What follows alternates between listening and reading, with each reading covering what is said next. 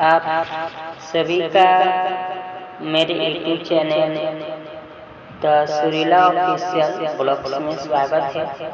और फ्रेंड्स, में आज श्री कृष्ण भगवान जी का एक सोहर गाने का प्रयास कर रहा हूँ, जो कि एक निर्गुण के मतलब होता है भाव, उस भाव में गा रहा हूँ।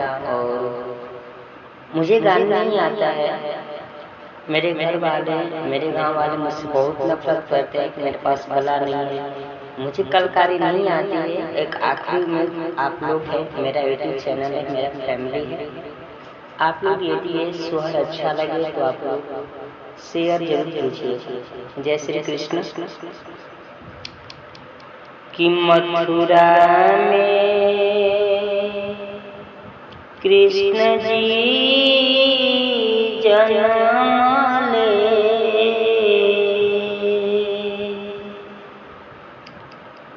कि मथुरा में कृष्ण जी जन्म ले,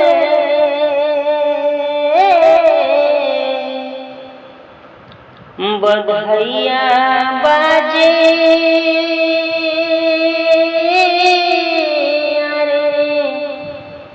गोकुला में होए लालना, ए लालना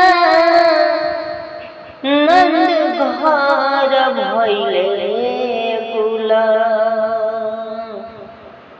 जार अंगनवा होखे सोहर हो, ए लालना नंद घर भइले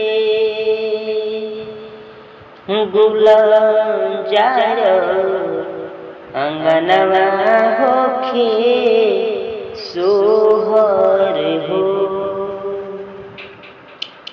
कृष्ण पक्ष अष्टमी के रतिया,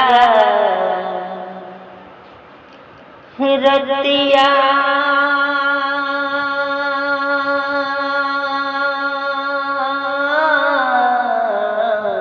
रे रतिया, कृष्ण पक्ष अष्टमी के रतिया, रहल बरसतिया,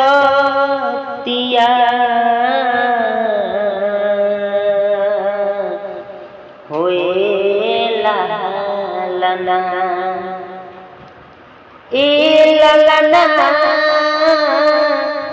लेहले गर्भ तार महलिया ओखे सोहर हो, हे लालना नंद घर भइले गुल, जार अंगनवा होखे सोहर हो। नाचो ताड़ी ब्रिजवा के नारी, आरे नारी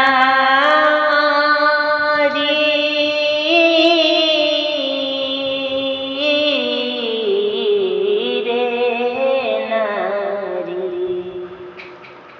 नाचो ताड़ी ब्रिजवा के नारी, मंगली ने गोभारी,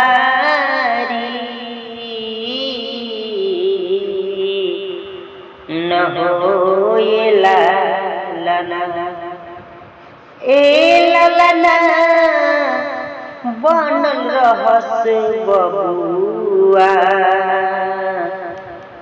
तुहार नजरिया नहीं लागे न हो, हे लालना बनल रहस बबुआ, अरे तुहार नजरिया नहीं लागे न।